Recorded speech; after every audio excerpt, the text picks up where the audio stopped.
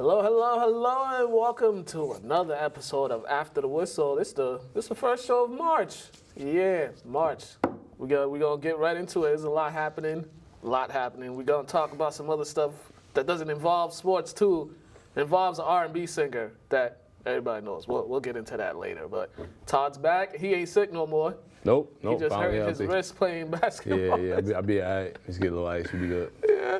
All right, we're gonna get right into it. First off, the NFL. Yeah, NFL's over, but NFL is still leading the show. That figures, right? So, Nick Foles, the Eagles aren't going to franchise tag him, and once free agency hits, the Jaguars are going to give him a contract. They're going to release Blake Bortles and give it to him. I don't know. I mean, he's going to realize he had it good in Philly. He had the best role in Philly. You were the backup. You know the starting quarterback has a little history of getting injured, so he knows his name will be called on, and he had just better weapons. Now you're going into Jacksonville when it's just like that's kind of been like the black hole of football. Except that one year they had when they were in the championship game, like a year ago or 2 years ago. A year ago, yeah. But besides that. Yeah, they've been known for losing. But I agree with everything you're saying. But I'm happy for Nick. He's been rewarded for his couple years of being a professional, standing there being the backup. And, you know, he wants to be a starter, so let's see what he does. Just because after a while, you're sick of being a backup. And he's proven that he can start and be effective, and probably way more than Blake. I think anything's an upgrade from Blake, but it's just the culture around the Jaguars. It's their culture. There's not really, I mean, you haven't known them to be an explosive offensive team. No, I think the last time they were explosive is when they had Fred Taylor, Jimmy Smith, and Keenan McCardell. That's the last explosive Jacksonville Jaguars team that I can remember. But with these guys, I mean, who's the receivers? Moncrief, I mean, D.D. Wilson. They got guys that is like, but can Nick Foles really make them that much better? And also, he's never played well when he's out of the Andy Reid, Chip Kelly system, because most of his success came when he played under Chip Kelly. He had 27 touchdowns, 2 interceptions. Under Andy Reid's system, because Doug Peterson came from Andy Reid, he put up great numbers in the role. So I don't know about the system that's in place in Jacksonville. Honestly, I just think this decision is just one of those, let's reward the guy who's been playing well the past 2 years, coming off the bench. Yeah. And let's see what he can do as a starter. At least go to a team that could somewhat think that it could be a contender. Like the Jaguars, I mean, well, good luck, Nick. But I mean, this might heighten his success, or this might expose him to he's just that system quarterback for that particular team. But hey, such is life. Jason Witten, this guy's coming out of retirement. I don't know why he's coming out of retirement. I guess he didn't like being in the booth, or he just wasn't good at being in the booth. But I mean, why I don't know. I don't know how much a 36-year-old tight end can help in this day and age in NFL. He's slow too, so I don't think he'll be a threat in the passing game. If you look at 2012, he had a career high 110 receptions. Career high in yards, 1,039 receiving yards. But after that, everything's been going down. It went 2013, 73 catches. 2014, 64 catches. 2015, 77 catches. 2016, 69 catches. 2017, his last year, 63 catches. And the yards, the average has gone down. It went from 11 to 10 to 9 to 8. So, I mean, I don't know what Dallas is doing with this. I'm not too sure about it either. Unless he was working out, all this season, just, his off time, staying ready. I can understand him coming back. I heard one of the announcers talking about they need just like a solid tight end just to get him some yardage, third down conversions, second and long, maybe help shorten it. I don't really see what he's going to do, but, let's give him a try. He's solid. I don't see him hurting them really.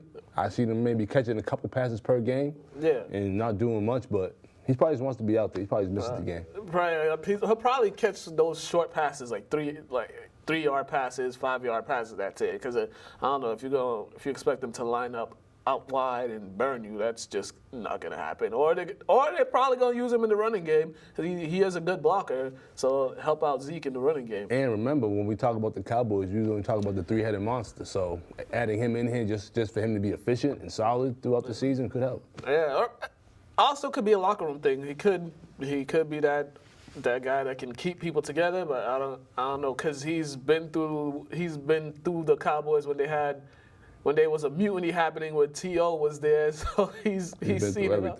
Yeah, he's seen it all. So, but they got it for a reasonable price. I think $5 million for that's not too much. That's not gonna affect them in the salary cap. So, I mean, kudos to them for picking him. I mean, I don't know. I mean, I don't see him playing no longer than like 2 years. I think Father Time will definitely catch up to him. It might catch up to him the first game of the season because you see. Well, I'll use Desert a perfect example. He didn't play for a while. He comes back and he gets hurt during practice. And then some retirees were saying like that first year after you retire, you feel great. Then you don't want to take any hits. So your body will definitely your body won't take those hits the same way it did when you were in season compared to being retired and just jumping back into the deep end. Yeah, and then it affects his players his age more because as the season goes on, it just gets annoying.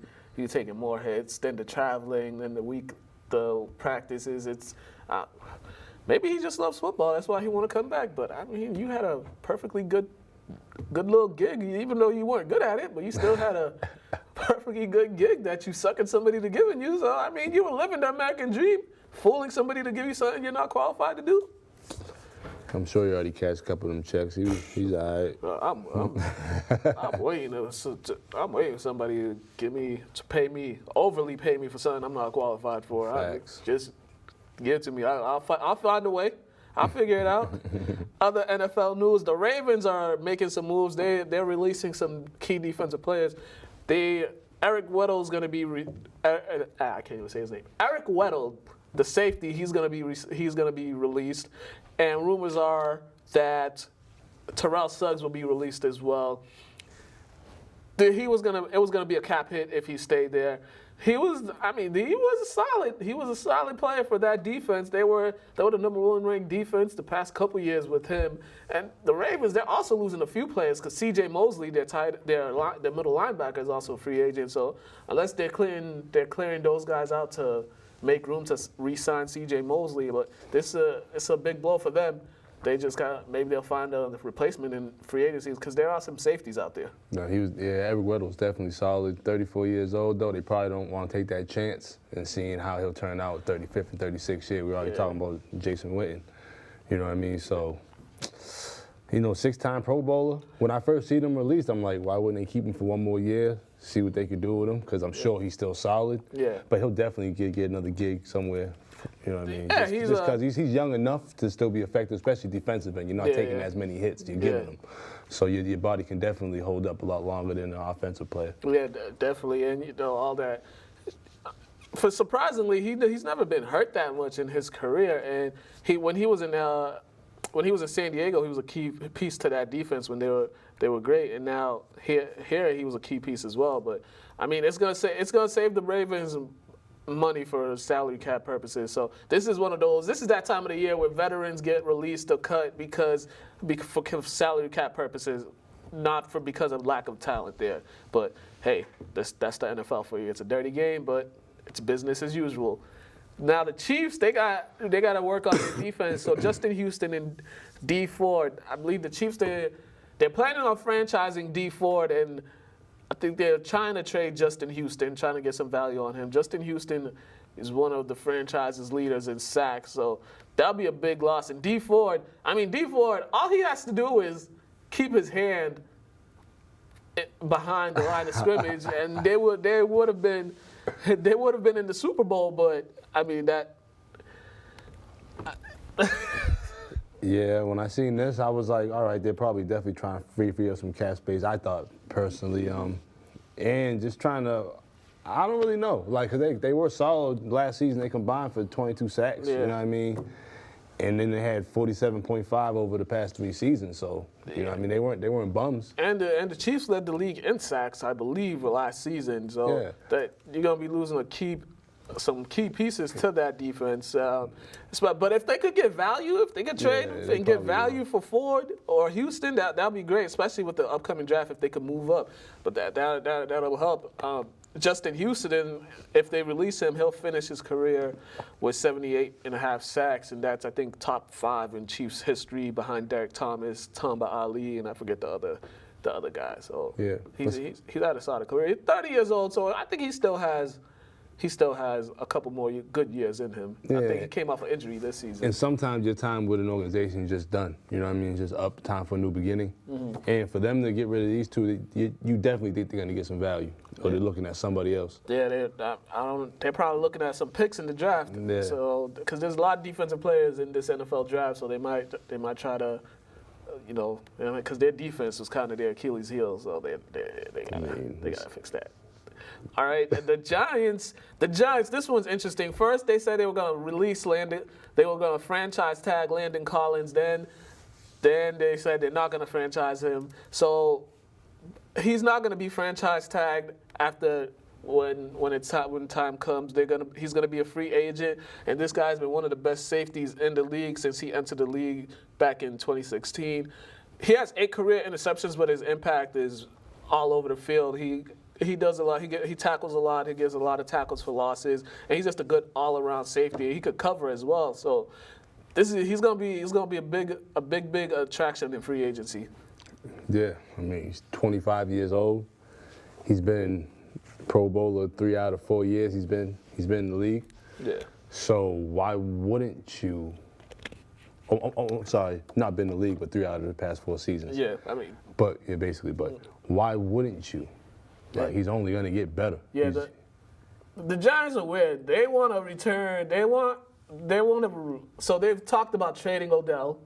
Now they're going to let another young player, a young safety walk, and then you're going to bring back Eli Manning.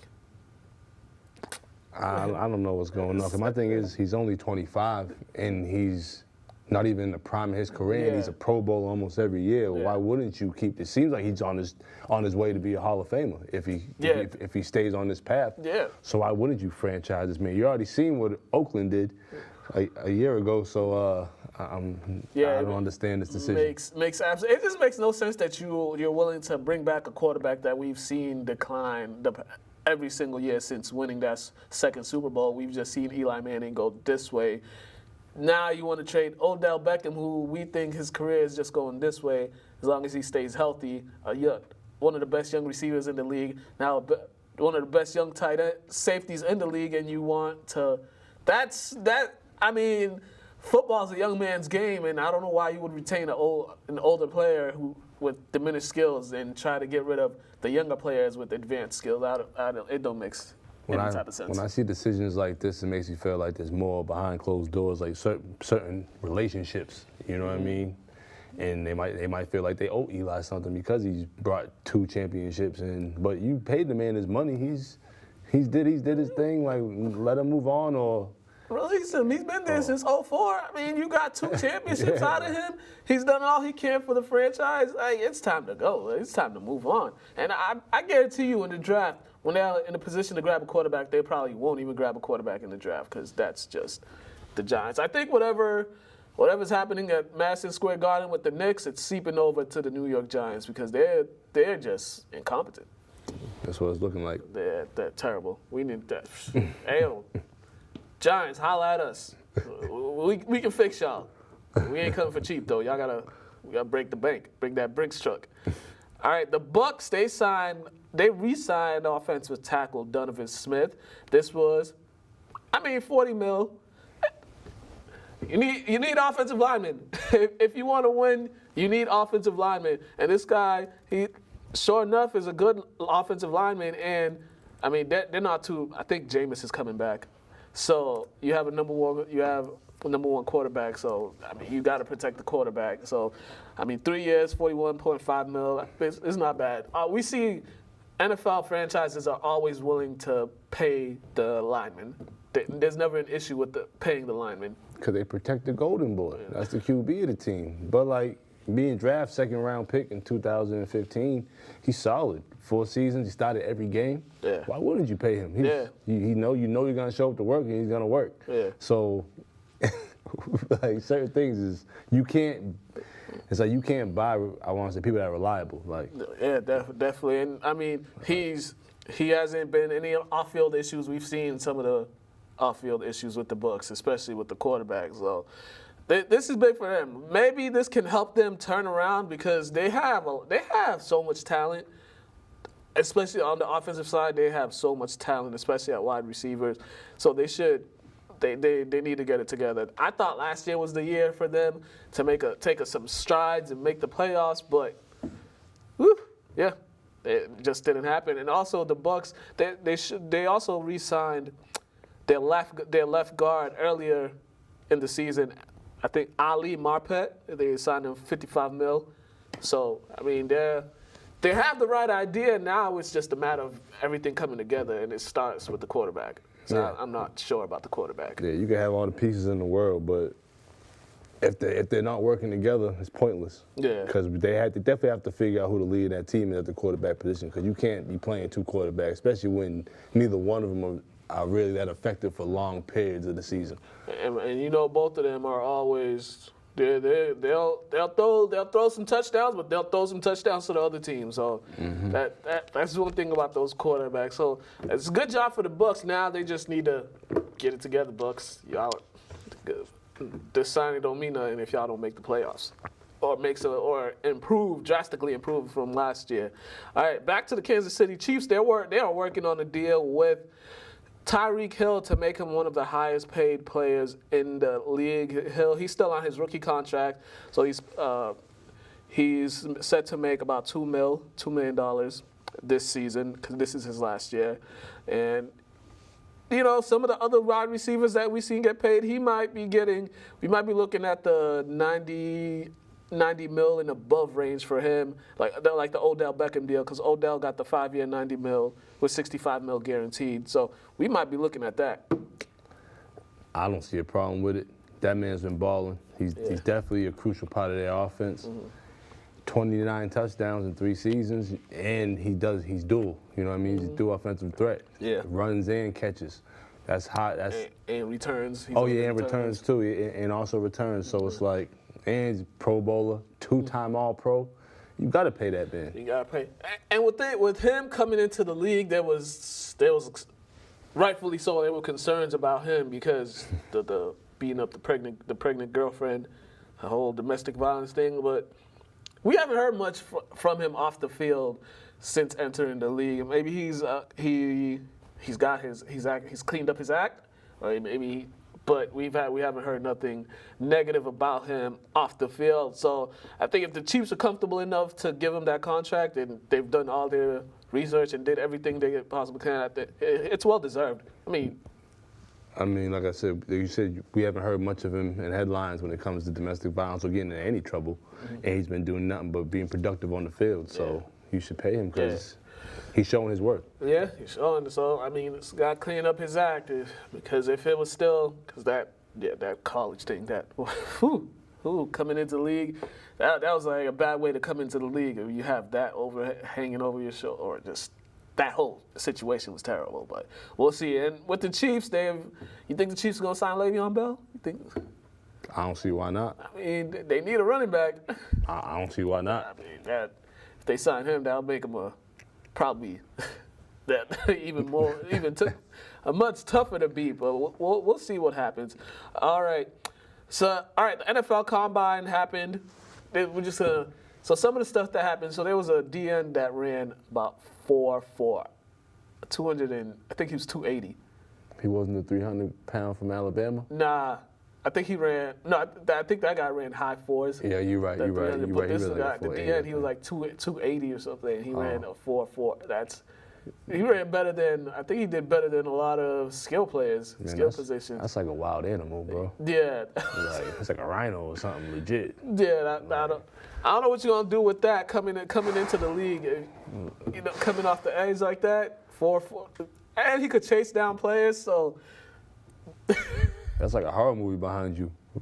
Pretty much. That's definitely Jason coming at you. That's a problem. Yeah, that's a big boy. And the other guy, DK Metcalf. So you know his fan. Remember Eric Metcalf? Eric Metcalf. He used to play for the Cardinals. Oh, I seen a picture of him. Yeah, that's his son. Oh, okay, That's his son. And then I think the grandfather played in the league too. So. I heard about him. The way you were saying it, like he was from out here. I was like, I thought went to school with him or something. All right. If I did, I don't want to be here. But that guy's a problem. So there was a lot. There was a lot of things happening. I think the takeaway from the combine, we saw some players that, like we talked about, some players that didn't get the national attention during their college playing days. They got it here. But also, this guy, Kyler Murray, he didn't participate in any of the drills. He had just had an interview where I think they were questioning his leadership. From a 15-minute interview. I forget what the context was, but one of the guys said they're not sure if he's a great leader, but it was kind of weird because it was a 15-minute interview, and from what some folks have said, Kyler Murray is he's a shy person. He's more like a reserved person. So maybe if he's not prepared for nothing, he might not answer things the proper way just because he's not prepared or just his personality-wise. But I don't understand how you could gauge something in 15 minutes. No, not at all. Like, you have to see him on the field, in the locker room, throughout the season. Yeah. Some people aren't good off the cuff just answering questions. We are, just because it's how we are personally. Yeah. But some people need time to think, need time to write things down, research. Yeah. You know what I mean? Like, be prepped for things. So that shouldn't matter about his leadership, because some people are just gamers. Some people don't want to talk to you. Yeah. Some people don't want to talk to reporters. Like, I don't talk to many people. He'll tell you. But you still have to understand that there's a difference between, outside the field and on the field. Yeah, and also I think he just went to the combine just to show face, because he honestly didn't need to be there. But most players go there because this is kind of sets them up for their pro days. That's when they do the drills that they need to do. They interview with the scouts and with the teams and GMs. That's really when they have everything prepared, when they're prepared to everything. The combine is just for some players, it's just, they just show face just to see how everything happens. But I mean, it's a really. And what was it, last week we was talking about that we feel like the top guys shouldn't even have to participate in the combine. Like, we get it, first impressions. They want to see you. They want to see your measurements, how fast you are, how you throw. But all that's on film.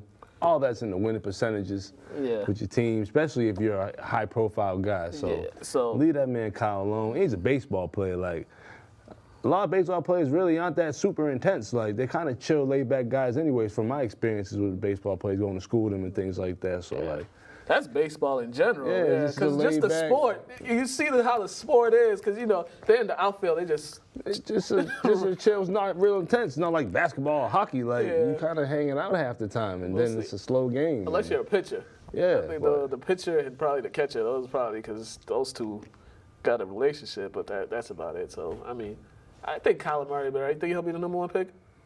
Yeah, why not? Yeah, I figured. I mean. He showed that he can play. So. Yeah. But football's weird though. They might mess around and pick a lineman. I don't understand football sometimes. Or a punter. Yeah. All right, NBA talk. We're gonna get into some NBA. The Boston Celtics. This is probably the most dramatic team in the NBA right now. These guys are they are a dysfunctional, functional family. That's what they are. These guys are when everything's going well, it's like, okay. But when everything's going bad, it's just like, okay, here we go. But last night, everything was going well. Blew out the Warriors. Gordon Hayward, 30 points. This is his third 30-point game of the season coming off the bench.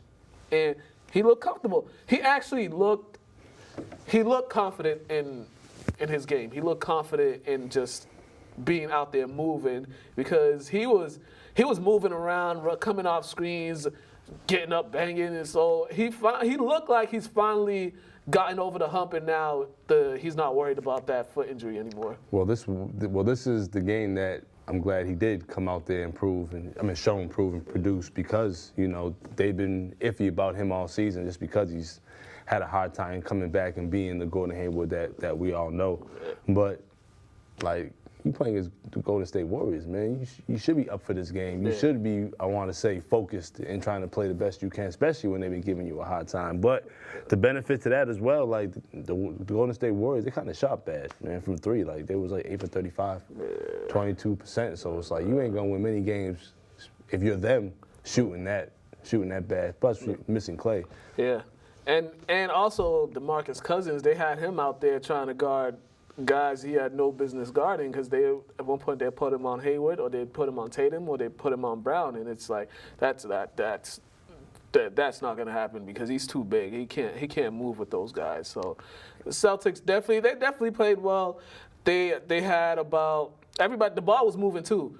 The games they were losing, it was hero basketball. Like move it, everybody just standing around waiting. In this game, they were moving the ball. Crazy. Yeah, they had 38 assists in this game, so that just shows they were playing well. And also, you had guys that were Marcus Smart, 9 points. I mean, I don't know why he still shoots threes, but he does. He 1 for 5 from the three-point line, but from the field he was 4 for 9. He played well. Jason Tatum, 4 for 4 from the free throw line, 17 points. And Marcus Morris, he had 10 points. So everybody was getting into the action. Jalen Brown, 18. Yeah. So it's like, they all were balling in. They shot 14 for 34 from the three, so that's a little over 40%. Yeah, and missing 16 for 17 from the. This is the team that everybody expects. I mean, now they just have to. You know, this is coming down. It's almost the home stretch of the season. This is the team. The team last night is the team everybody was expecting to see for the most part of the season. And, you know, maybe sometimes it takes a while for everything to click. It might be just one of those things. It took a while for everything to click. Definitely. And Golden State's not going to win a game or many games if KD and Steph shoot 13 for 32 combined. That hardly happens, but yeah. That's what I mean. Like, it was just one of those games that the Celtics capitalized on any and every opportunity. Yeah, and they used their depth too, because the Warriors' depth is not as great as it used to be, because it's only, I mean, they play 8 guys. They used to go 8, 9 deep. And the Marcus kind of slows things up at times, and he's a mismatch, unfortunately. Yeah, especially But with that said, they're still 44-20. Oh yeah, got the best record in the Western Conference, so they'll be fine. I think these games happen. I think they're at the point in the season where they're ready for the playoffs. And I think it looked real bad because they got smacked at home. Yeah, this isn't the first. All the Eastern Conference teams, the top 4 Eastern Conference teams, has gone there and won. So I mean, it could be a preview if they get to the finals and play one of the top 4 Eastern Conference teams. It's not going to be a cakewalk. So. No, not at all. But, I mean, hey, good for the Celtics. Now let's see if they can be consistent, because that's one thing with this team, that they are not consistent. Another team in the West who I think might be a threat, Oklahoma City Thunder. They lost last night to the T-Wolves. Karl Anthony Towns dropped 41 on them. Paul George, 41-14. Woo, that's a bad boy. Paul George came back from the injury. He missed a few games. But OKC, throughout the season, they've actually been playing well. I think this is one of those teams that, you know, they'll give anybody they'll give a run for anybody. Yeah, man, Westbrook took a step to the side. He didn't take a step back, took a step to the side, let Paul George stand right next to him, because it's like 1A and 1B, really. Yeah. Just because they're considering Paul George an MVP candidate, and he's been balling. Yeah. Some of the numbers he's been putting up, because I think he had a few stretch where he was just getting 30 points, triple doubles. Him and Westbrook, I think, had a game where they both had 40-point triple doubles. But I don't know. I don't know how many times that's happened in the league. But it's and the one thing I'm concerned with Russ, he's not making the mid-range shots like he used to. It's like his shot this year has been off. And, you know, usually he's never been a great three-point shooter, but the mid-range, he's been a good mid-range shooter and good at getting to the basket. But the mid-range this year for him has kind of, you know, let him down. I mean, was he injured too? I think so. Was he injured at all? I think he might have injured. I think he might have been a little injured. But I don't know. I think he'll second half of the season, he'll find it. He'll find his shot, find his touch. You know, it won't be broke for long. Nah, it won't. But yeah, Paul George averaging 28 points per game. That's second in the league behind James Harden's 36 points per game. That's just crazy. Yeah. I think, that's that. can't say nothing about Harden. But when you're in that Mike D'Antoni system and you got the ball the whole like 20 out of the 24 seconds of the shot clock, you'll put up numbers like that. But you got to be good enough to put up numbers like that. So Yeah, it's a double-edged sword, right? yeah. So right now, OKC and Houston right now are basically neck and neck for that third spot. They both are 39 and 25. So I think Houston has the head-to-head matchup. That's why they're in the 3 seed and OKC's in the 4. I mean, they just dropped last night because of that loss, right? OKC. Yeah. And also Portland too. It's like a 3-way tie for that for that number 3 seed because Portland's also 39 and 25, and they've been playing well after the All-Star break. Especially they went on the road. I think in that road stretch they only lost 1 game, and that was to the Raptors. But they lost last night too. But they've been playing well since the All-Star break. Definitely. So Definitely. We'll see. NBA crunch time. Now another team, the Lakers. This it's like a loss. This season's like. It's just going from bad to worse for them. I think Kuzma just got hurt. He's going to miss a couple games. Ingram is hurt. He missed the last game they played. And this team plays no defense. They're 0 to none. They have no interest in playing defense. You know, I'm going to say what I say every week. I don't know what they expect out of these guys. Then 9, 10 in the West, if that.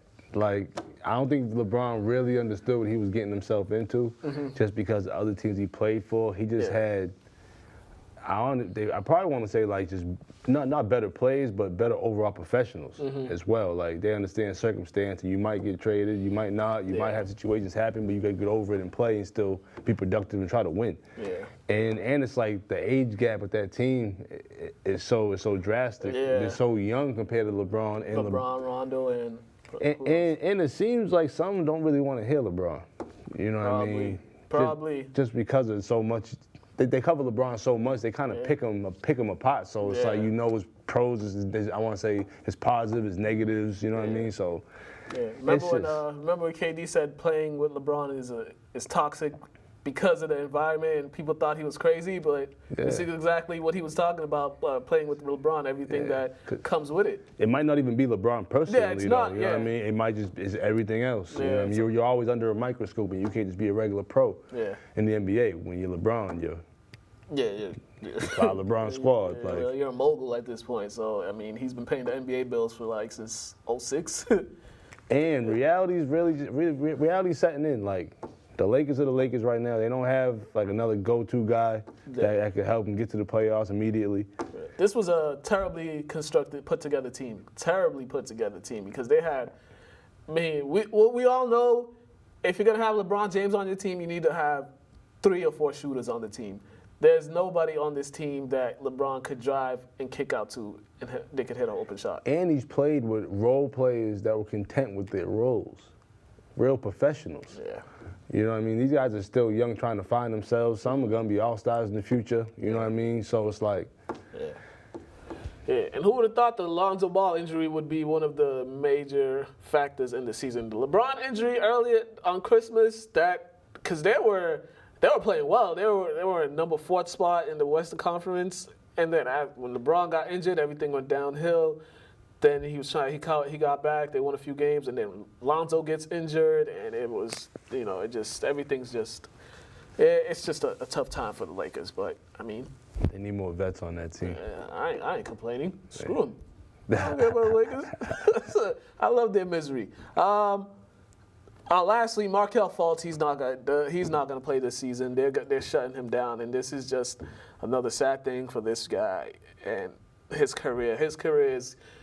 We don't want to. His career is going to be like, what if? This is what it's turning out to be. What if? And it's just not looking good. I kind of forgot about him. To be honest with you, number 1 pick, you barely play your career. It's tough, man. Once they started messing with his shoulder and his elbows and his shot, man, he was just. They should just let that man play. Whatever got him to play, whatever got him to be a Division I basketball player, should have continued to allow him to do that in the NBA. I don't understand what they did to that man, or if he's just psychologically messed up because of all the extra stuff they were doing to him. It's psychological. It got to be psychological at this point because there's no reason. Because I watched his high school highlights, and the jump shot looked just fine. His college jump shot looked just fine, and then one of the most interesting things I've ever seen in the NBA happen to a player. I've never seen that before. But, oh well. WWE, we got some, we're going to talk a little wrestling. King Kong Bundy passed away. This was kind of sad. He was wrestling before I was born. I'm not, I don't know much about King Kong Bundy, but I just know he was one of the pioneers in the late 70s and late 80s. And, I mean, this is a sad time for wrestling fans. I mean, he wrestled in the 90s too, though. Oh yeah, he definitely did. But he was known for that 1986 WrestleMania 2 versus Hulk Hogan steel cage match for the WWF Championship. Yeah, that's what it was, WWF Federation. But man, this guy he had quite the wrestling career. I think the only time I remember him was that. I think it was the Survivor Series when he was one of those guys that came down and beat up the Undertaker. When all those guys came down, that's what I remember him coming from. Yeah, I don't really remember him fighting that much. I just remember his name more than anything. Everybody knew King Kong Bundy, but he was kind of older than us. But they said he debuted in '81 and retired in '07. Yeah. But I'm sure he wasn't fighting in like 2000. He's probably announcing and doing certain cards and charity stuff. Yeah. You know what I mean? That's a sad day for WWE fans. Also in the WWE, this was announced a couple weeks ago. I've been trying to get this on the show, but I always forget. DX will be.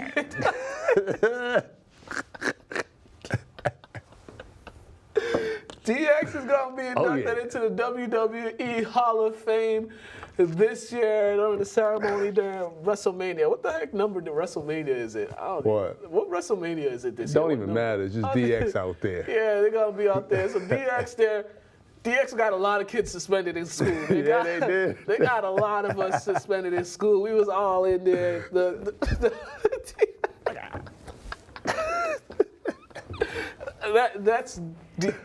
That's what DX was. That's how we remember DX. DX came at a time where a lot of us were just entering our teenage years, or like 12 going on 13, elementary going on middle school, and we was just DX all day. DX. And that's when like some of the wrestlers got cool names, like 1, 2, 3 Kid ended up being X-Pac. Yeah. Hunter Hearst Helmsley ended up being Triple H. Then they had China Shawn Michaels and Rick Rude. That was the original. Then they added, Billy Dog. I mean, that's just Billy Dog. Yeah, Billy Gunn and what was his name? Road Dog. Road Dog. Yeah, Road Dog and Billy Gunn. Road Dog had them weird dreads. Like the 3-stripe dreads. Yeah, like cornrows that like dangled in the back with the fade. That was the golden days of wrestling. But I mean, DX caused a lot of trouble for a lot of people. Definitely. I definitely got in trouble for my pops used to do that all the time. So he didn't care. Ask him something, he just do it. Athletes Corner. We're going to go to Athletes Corner. Lynn English Lady Bulldogs. We talked to them. This was before they played Andover in the state championship game. So this was kind of pre-recorded. This was pre-recorded. So they were smiling. Yeah. So Athletes Corner, check it out, and then we're going to come back to do what we do.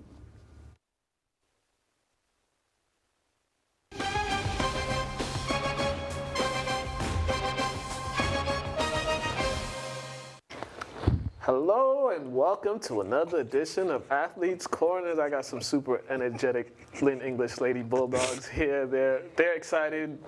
As you can see, they're already laughing. Raven, Juliana, and Maylin, they're here. They're getting ready for the state tournament. What's going on, ladies? What's up? Everything. Everything good? Yeah, life is great. Y'all just had a hard practice? Yes. Yeah. Y'all good? Yeah. You all right? Mm-hmm. All right, so talk about the season. So talk about you guys' season. It was a tale of like 3 seasons for you guys. Hot start, bump in the road, win streak had to win 4 in a row to get in the game. What was the turning point for you guys to win 4 in a row to get into the state?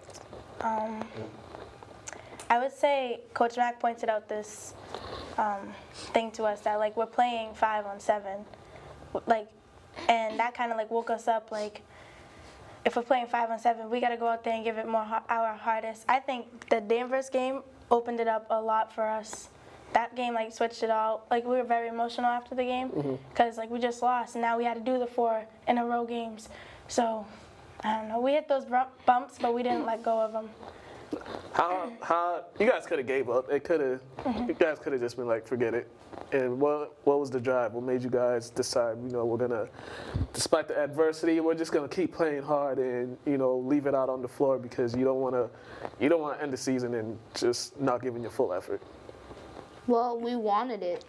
Like, from the start of the season, we were talking about how, like, we're going to make the tournament, this and that. And then, like, we hit that bump in the road.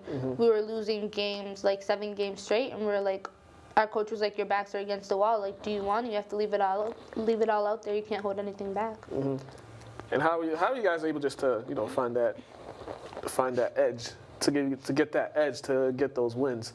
Well, was there anything different that you guys did, or was it just getting back to the basics?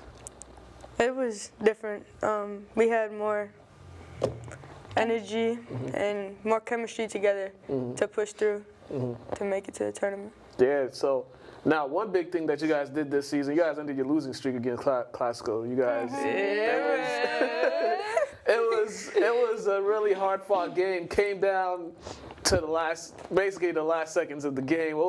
Just talk about that game for you guys. I mean, I'm gonna give credit to Classical. They pushed us hard because we had that lead, and then we dropped it. They went on their run, but we didn't give up. Neither did they. But I think us together, like our whole team, we went in the locker room. We were like, all right, we need this. Like, we want this bad. Like, let's go out there, give it our all, leave it all on the court. And that's exactly what we had to go upstairs and do. How's it feel to get the monkey off your back? You might want to drink some water.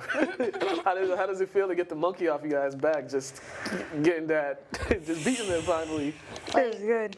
After like 3 years, like we haven't beat them since we got to English. Like this is our first time, so we're like, okay, that's like that's what's up. Like, yeah, was that something that you guys, after that win, was that something like, okay, we got this out the way now, we know we could play with anybody.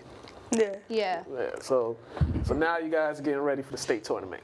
It's your first time going in the state tournament. This is what you guys played for. Now just talk about the excitement I'm ready. Yeah. I'm pretty sure that we're all ready. We have nothing else to lose. Go out there and play hard. Yeah. It's like we're playing one game because if we lose that game, we're done. Like, we don't want to be done. We want to go far, and we're going to go far. We just have to leave it out there. So now what are the practices like now? Because you guys got this week off. You don't find out who you play until later on in the week. So what's it like, first of all, the nerves, just not knowing who you're going to play, and then just the practices and how it's going to get much harder? With practicing, it's all conditioning, running, getting in shape, working on our fundamentals, like making layups, finishing, getting hit. But like once we find out who we are gonna play, we'll start preparing for that team specifically. But right now we're going back fundamentals and individually and team-wise, what are some things that you guys are doing just to get mentally prepared for that? Because this is what all basketball players play for, is a chance to win a championship, a chance to make that run. So what's the mindset of all three of you guys going into this? Like us as individuals? Yeah. Or? Going to kill. Yeah. I mean, I'm ready to that's kill. our mindset. Yeah, we have but, to, like, we want it. I think it all goes back to like communication though. Yeah. Like at practices, like we need to keep our communication up. Like if you make a bucket, all right, good job. But if you miss, also you got the next one. So we got to just stay positive, never go. Like we want to go forward now, not go back, because we have a habit on doing that. Yeah, defensive end. On defensive end, what key rebounding is key. So how are you guys going to be able to do it as a collective unit? Because sometimes you're going to have to do it. Maybe you play a team that got the size over you guys.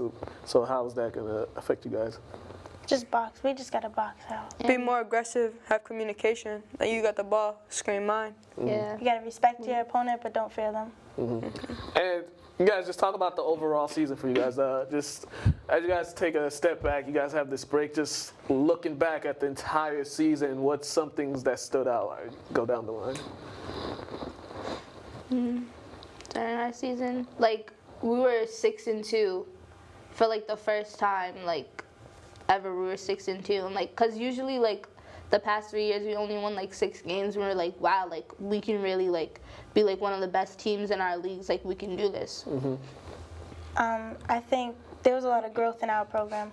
Like with our chemistry with the new players, like the freshmen that came in, our chemistry grew with them, and I feel like our chemistry that we grew in throughout the season, it like, all right, we lost those games, so now we got to work on like, if I was there to help that player like more, maybe I could like got a bucket there, or so we just talked more.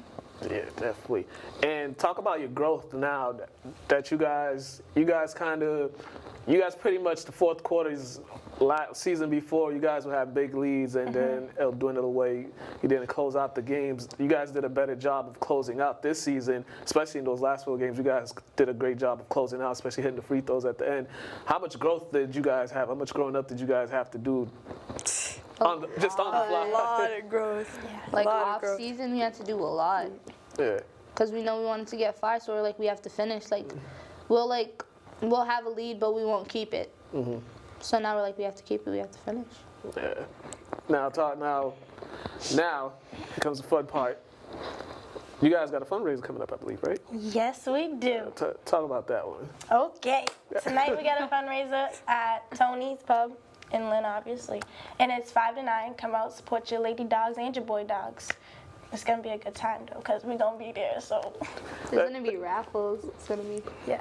This is pre-recorded, so whenever today is February 19th, so whenever this airs, just know the fundraiser was on February 19th. So I don't know when we're going to air this, but just letting the audience know. It's February 19th. Tuesday, February 19th is the raffle. If this airs on tomorrow, it does, but if not, just it passed by, so, I mean, whatever. We take donations. Wink. If they want to donate, where could they do that? You can just come to a game. I'm sorry. Oh, no, actually, if you do come to, like, our games, we have a bucket for, like, Dorothy's scholarship that we have for in the name of Dorothy, but it's going to go to our senior and then a classical senior and a Lynn Tech senior. So, yeah, you can always donate to that. Hey, always donate. And lastly, before we get out of here, we're running out of time. What do you guys want to say to all your supporters and fans? That's y'all camera right there that y'all been looking at. I'm sorry, no fake love, though. I'm sorry, that's all I gotta say. Yeah, like, we had a lot of fake love. Y'all doubted us, and now we on top. Now we're here, now If you all you wasn't guys there want to from, talk to like, us. Some of y'all wasn't there for us. Like after we made the tournament, like, hey, good job. But before that, nobody showed up to our games. Now the bleachers want to be full. It's okay. Sorry, keep filling Yeah, them. well, that's what happens when you win. So keep winning, them bleachers gonna get filled up even more. Just win. I don't know how many games y'all gotta win to get to the Garden, but keep winning. We did. Yeah, keep winning. got Good that. luck. We got this. Good luck, ladies. I'm sure you guys will do well in the state tournament. And yeah, that's the super hyper Lynn English Lady Bulldogs. They are ready for the state tournament. You guys been watching Athletes Corner. We're out of here. Have a great day. Bye. Adios. So-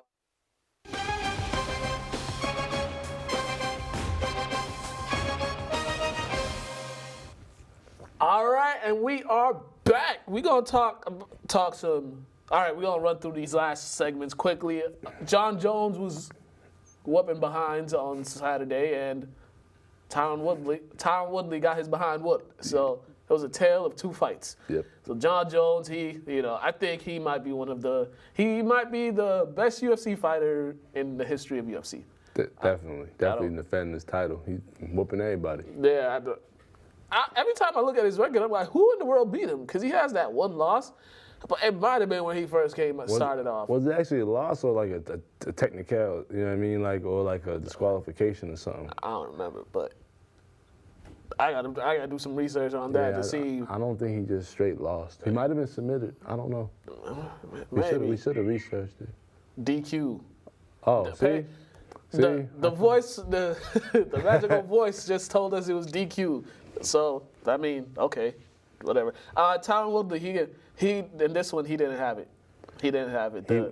He ran into a guy who was that guy was destined to leave with that title. It's just one of those things. Like, Woodley was completely overmatched. I don't think he's ever fought anybody that fast, that strong, that skilled in boxing and fighting. Yeah. And Woodley he also seemed disinterested, to be honest with you. Like, he seemed like, maybe he was just so overwhelmed, he's like, let me just get through this fight and go back to the drawing board and rematch. It may be. Well, he got all the Nigerians in the world out and about now making noise. It's one thing with African fighters and anything they do, whenever they win, they got the whole nation comes out, because the Nigerians were out in full force this past weekend after that fight. They were acting a damn fool. So I mean, I could understand why that meant, and I'll be honest, once they said he got his daughter there, I felt him like, you ain't gonna beat me in front of Madeline. Just how it goes. So I knew Usman was gonna hurt Woodley. Like after I heard he had his daughter there. yeah, I think they're setting up for a rematch. They might have a rematch. It might be a good one, or Woodley might be interested. It'll definitely be a better fight. Yeah, I would hope. He'll know what to expect. Yeah, or he'll get his behind whooped again. But Again. Tyron Woodley, we're not really making fun of you. If you ever see us in the streets, don't try it. I'm a fan of Tyron Woodley. Yeah. He just took a bad L. That's all it really was, though. Don't take your anger out on us. I remember Mike Tyson used to do that to people. All right, quickly, college basketball, top 25 hasn't changed. Gonzaga still number 1, Virginia number 2, North Carolina 3, Duke 4, Duke and Tennessee tied at 4, Kentucky 6 or 5, whatever. I don't know what that thing goes, but nothing really changed. The ACC and SEC are representing strong. Said there was a few upset losses this weekend. Michigan State lost to Indiana. And Kentucky got their behinds whooped by Tennessee. Houston lost to UCF, Central Florida. They got that 7-7 guy. Yeah. Taco Charles or something like that. Taco. Taco something. Big black guy. Yeah. With the name Taco. That's just funny, but that was an upset loss. And yeah, that's pretty much it. This weekend's the last regular season games of the season, and then conference play. Some conference tournaments have already started, Horizon League and all those other leagues. But the major schools, they start next week, so we'll keep you guys updated with that. I was at UNC versus Boston College last night. We got some photos from there. It was a pretty good game over there at BC. North Carolina came out there. They were. You don't realize how big people are until you actually stand next to them.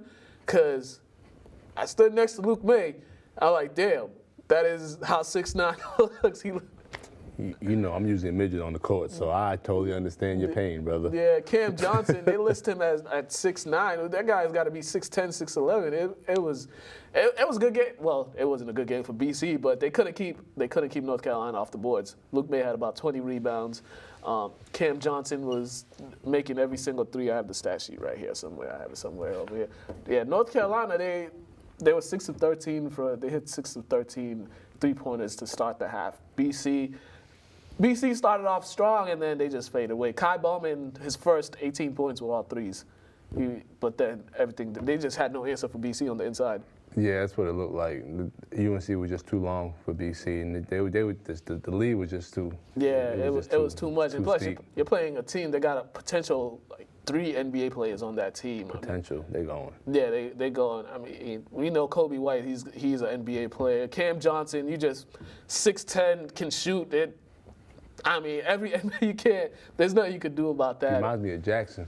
Yeah. From a couple years ago. Yeah, and then Justin Jackson. Yeah, and then you got Nazir Little. Nazir Little, he's developing. So that's 3 guys right there. And Luke May, he'll probably be wiggle in there somewhere. Yeah, I think he'll be one of those guys. He may get picked in the second round, and he just has a 10-year career being a role player. And he might. And so that's tough. That's gonna be tough to deal with. But I mean, hey, BC. Maybe there's better days for y'all. Y'all need to bring back Al Skinner or something, because ever since y'all let him go, it's been nothing but L's and no tournament appearances in 10 years. This is true. So, plus they need to get back. They need to start recruiting some brothers back on that. They got this guy's son on there.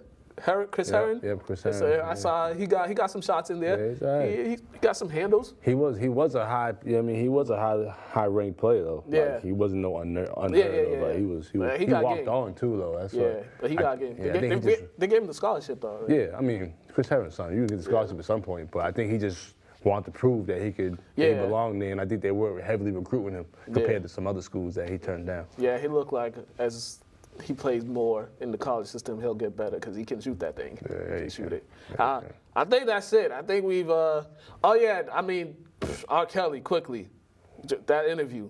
What was he thinking? I ain't see it. Dog, it was. What are your representation thinking? He just went on there, acted a damn fool. I won't watch it. Just pretty much admitting it. He's talking about you can't do double jeopardy. I mean, you didn't kill nobody.